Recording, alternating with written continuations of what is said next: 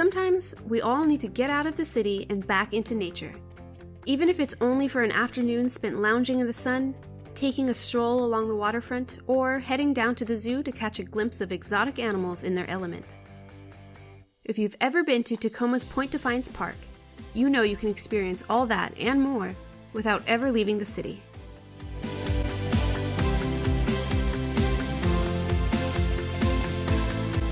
Welcome to JBLM in 10, the Ranger's Guide to everything there is to do on and off post in the JBLM area. Today we're getting back to the great outdoors right in the middle of Tacoma at Defiance Park.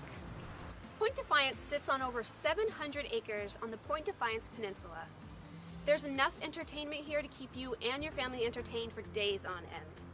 We're talking a zoo and aquarium, a living history museum, marina, waterfront boardwalk, restaurants, things to do. They've got it all at Defiance. We're standing right in the middle of Defiance Park's Japanese Garden. The Japanese Garden is right next to the Rosebush Garden as well, which has over 1,500 rose bushes, arbors, and a well. The park has several gardens, including a Japanese garden, Dahlia Trial Garden, and Northwest Native Garden.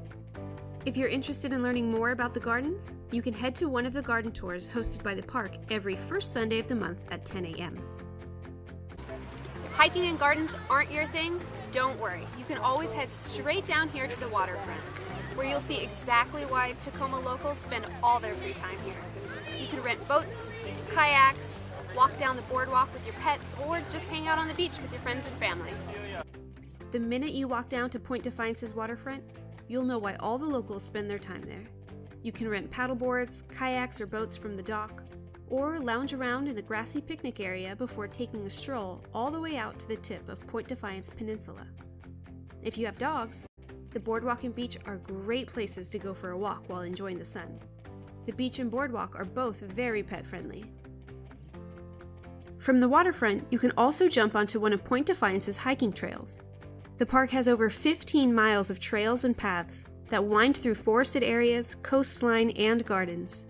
Hiking, biking, and running are definitely popular activities at the park. So much so that the Outer Loop roadway closes to vehicle traffic every morning to let people enjoy the trails to their fullest potential. The Outer Loop roadway and scenic 5-mile drive are always open to vehicles, though, so you can relax from the comfort of your car and take in the views while cruising the roadway if you want. Before we go on, here's a quick word from our sponsor, Staff Pro.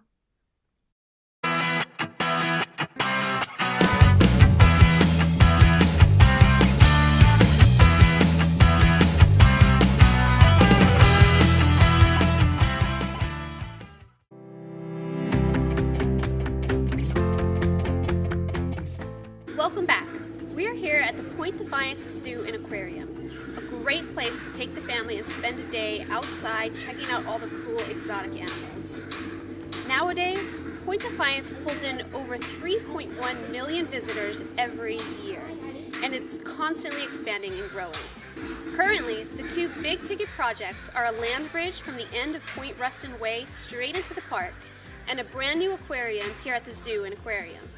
And one of the coolest things about this zoo and aquarium that's unlike any other in the area is that one admission price gets you into both, so you can enjoy a full day's worth of checking out all the animals and sea creatures. Inside the zoo, there are tons of exotic animals for you and your family and friends to learn about, including elephants, tigers, polar bears, foxes, you name it. There's also a marine discovery center inside where you can take your kids and they can play with hands-on activities. There are also daily presentations at the zoo and aquarium, including polar bear talks, octopus enrichments, otter feedings, and penguin feedings.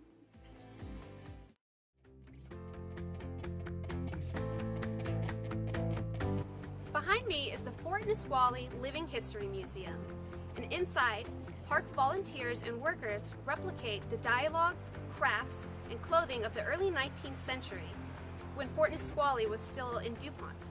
Behind me is the replica of Fort Nisqually that they moved up here to the Defiance Park. After it opened, Fort Nisqually became an international trading post, and it shipped crops and livestock as far away as Hawaii, Europe, Asia, and California. The fort closed in 1869, but the land was purchased by Edward Huggins soon afterwards.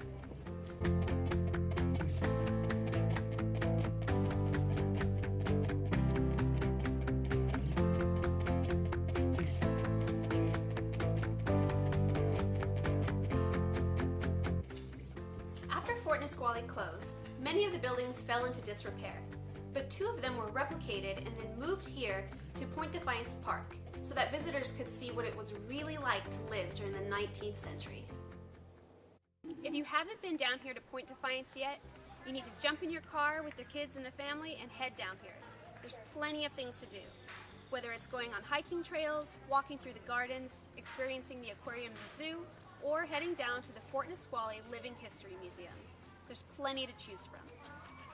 Thanks for watching JBLM in 10.